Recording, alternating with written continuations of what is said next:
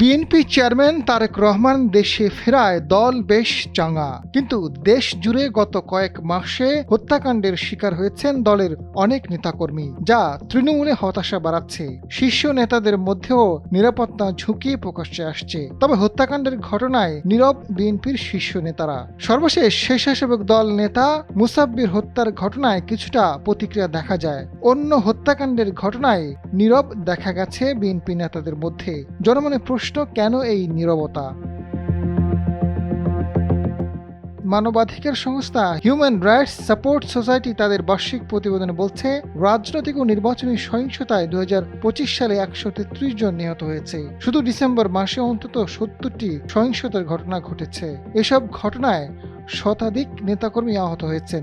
নিহত হয়েছে কমপক্ষে 13 জন। তালিকায় রয়েছে ঢাকা, ঝিনাইদহ, নারায়ণগঞ্জ, চট্টগ্রাম সহ একাধিক জেলা।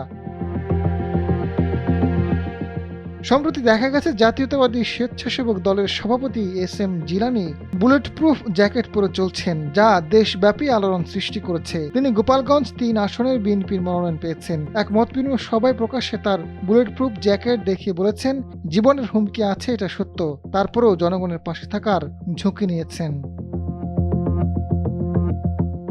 গত 3 জানুয়ারি গুলিতে নিহত হন যশোর পৌরসভা 7 নম্বর ওয়ার্ড বিএনপির সাবেক যুগ্ম সাধারণ সম্পাদক আলমগীর হোসেন। 9 জানুয়ারি জয়পুরহাটে যুবদল নেতা ইয়ানুল হোসেন।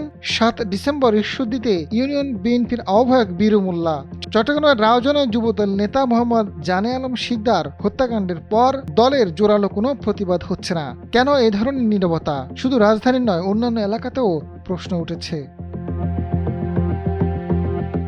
জাতীয় নির্বাচনকে সামনে রেখে সরব হচ্ছে না বিএনপি, যাতে নির্বাচনের সময় পরিস্থিতি কোনোভাবে নেতিবাচক না হয়। এখন দল নির্বাচনমুখী বলে জানান বিএনপির কেন্দ্রীয় নির্বাহী কমিটির সদস্য হায়দার আলী লেলিন। এটা বিষয়ে আসলে পার্টির পক্ষ থেকে মহাসচিব আলটিমেটলি বলছে যে এই সমস্ত ক্লিয়ার গুলো হচ্ছে নির্বাচন বানচালের জন্য ষড়যন্ত্র অংশ হিসেবে, এটা মহাসচিব আলটিমেটলি বলছে।